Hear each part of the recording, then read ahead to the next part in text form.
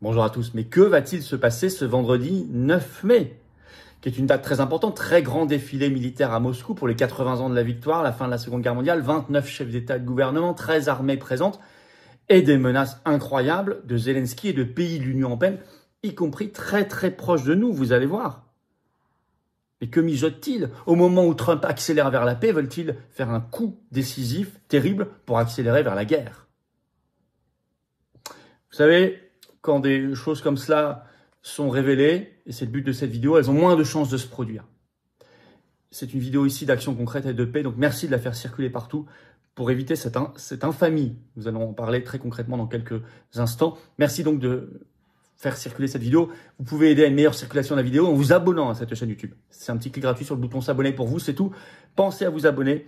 Plus vous êtes abonné, plus les vidéos sont recommandées, plus elles touchent de monde. C'est très efficace, très utile. Merci à vous pour ce petit clic gratuit sur le bouton s'abonner. Par ailleurs, ce vendredi 9 mai, justement, à 19 h, on est en direct sur cette chaîne. On verra dans quelles circonstances, dans quel contexte, mais en tout cas, je répondrai sans tabou à toutes vos questions en direct et on regardera toute l'actualité française et mondiale la plus explosive et intéressante ensemble. Soyez là, faites venir du monde. Le jeudi 29 mai, très grand rassemblement, très important, très grand moment national, au pied du Sénat, 20 rue de Tournon à Paris, à 18 h, le 29 mai, pour les 20 ans du non, le dernier référendum, et donc un grand rassemblement pour dire c'est toujours non, et pour le Frexit, pour l'avenir.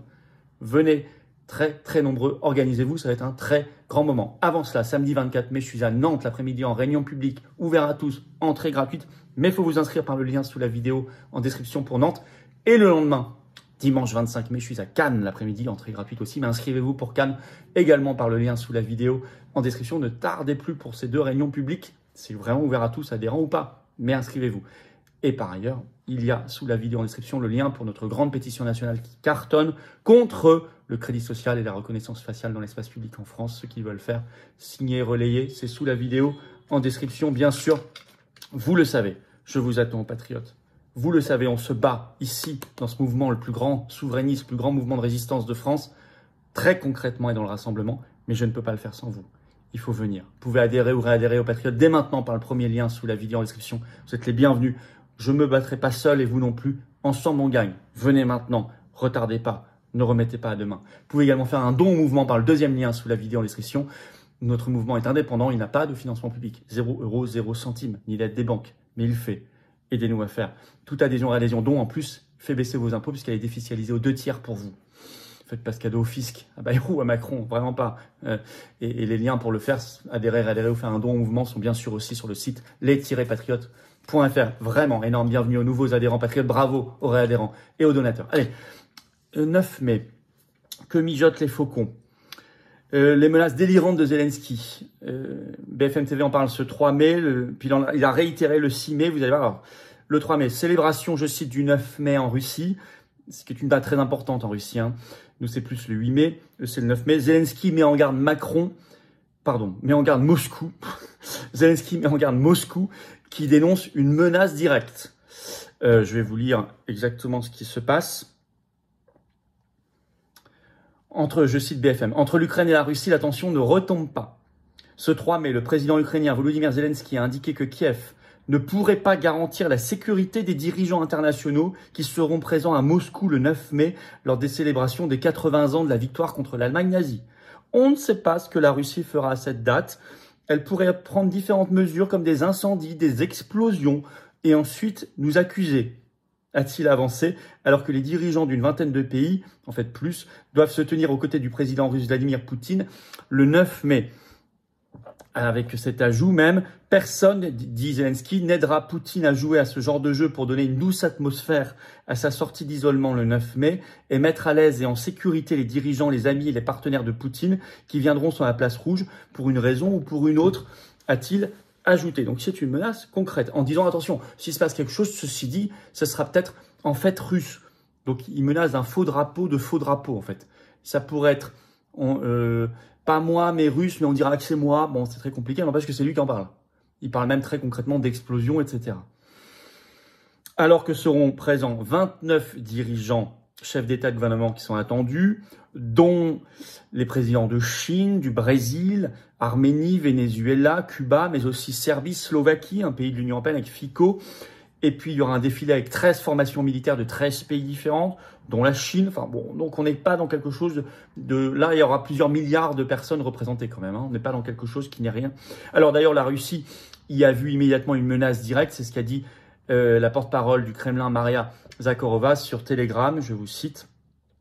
Zelensky menace la sécurité physique des vétérans qui viendront aux parades et aux célébrations de ce jour sacré, a-t-elle fustigé, donc la porte-parole du ministère russe des Affaires étrangères, donc Maria Zakharova sur Telegram. Sa déclaration constitue bien sûr une menace directe, ajoute-t-elle.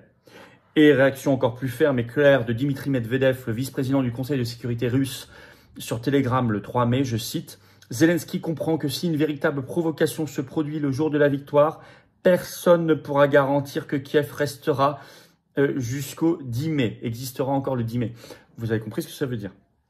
Donc on est sur quelque chose de très très clair. Mais le 6 mai, Zelensky renouvelle ses menaces. Je vais vous citer. Voilà. Kiev, ça c'est repris par Le Monde, a mis en garde les pays qui déclarent leur neutralité vis-à-vis de l'invasion, comme la Chine, en estimant que leur éventuelle participation au défilé du 9 mai serait perçue comme un soutien à l'État agresseur. Mise en garde de Zelensky, là, la Chine par exemple. Tout en disant, s'il se passe quelque chose, c'est pas moi, c'est les Russes qui feront croire que c'est moi. Hein, comme pour, par exemple, Nord Stream. L'Ukraine avait participé avec l'OTAN et l'Ukraine avait dit, ce sont les Russes, souvenez-vous.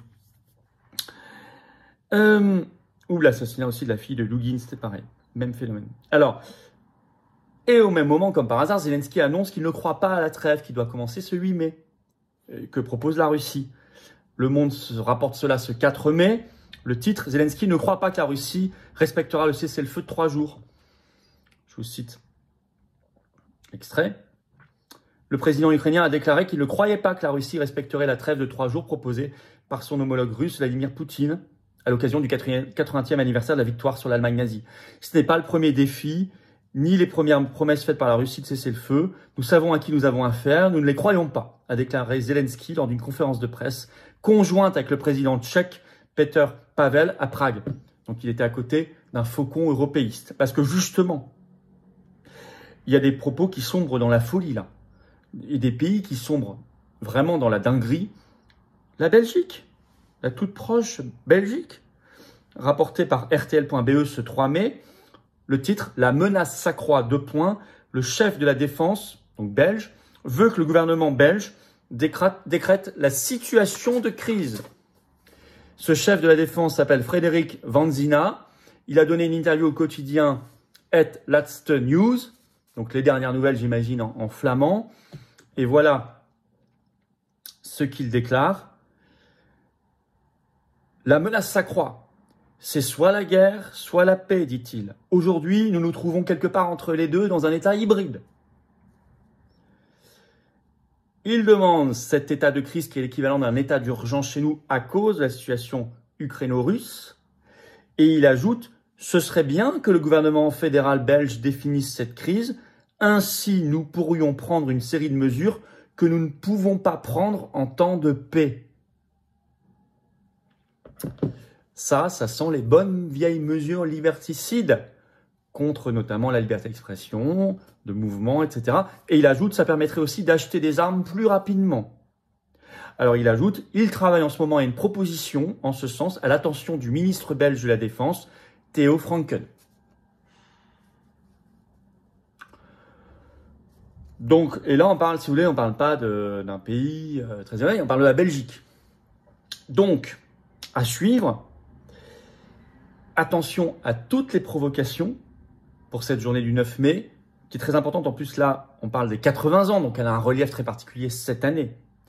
Et il y a 29 dirigeants internationaux, des milliards d'humains représentés. Vous savez qu'il y avait déjà eu les menaces de l'Union européenne, je le rappelle, de Kaja Kallas, la haut représentant de l'Union européenne, c'est ce qui se prend pour la ministre européenne des Affaires étrangères, qui a menacé les pays de l'Union européenne et les pays candidats comme la Serbie, que s'ils y allaient le 9 mai, ils auraient des sanctions de l'Union européenne. Et Fico, Premier ministre slovaque, est explicitement menacé, ainsi que le président serbe, en disant « vous serez plus candidat ». Ce qui serait d'ailleurs, entre nous, la meilleure chose qui pourrait leur arriver, de ne pas rentrer dans cette prison dingue, dans cette maison de fous.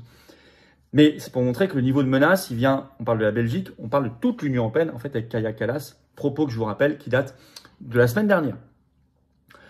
C'est plus que jamais le moment, vu toutes ces dingueries, hein, et ce qui pourrait se passer le 9 mai, qui pourrait entraîner une escalade fatale, de stopper tout envoi d'armes, d'argent, évidemment demain de soldats, en Ukraine, de la part de la France. La France doit reprendre sa liberté en sortant de l'Union européenne, de toutes ces dingueries, comme l'OTAN aussi, et aller vers la paix, la discussion et le dialogue.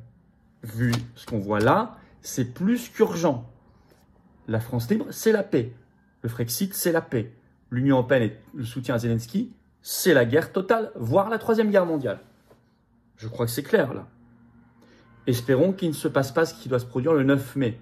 Merci donc de partager la vidéo partout. Il faut le faire, il faut faire ce travail. Plus on alertera, moins ça pourra se produire.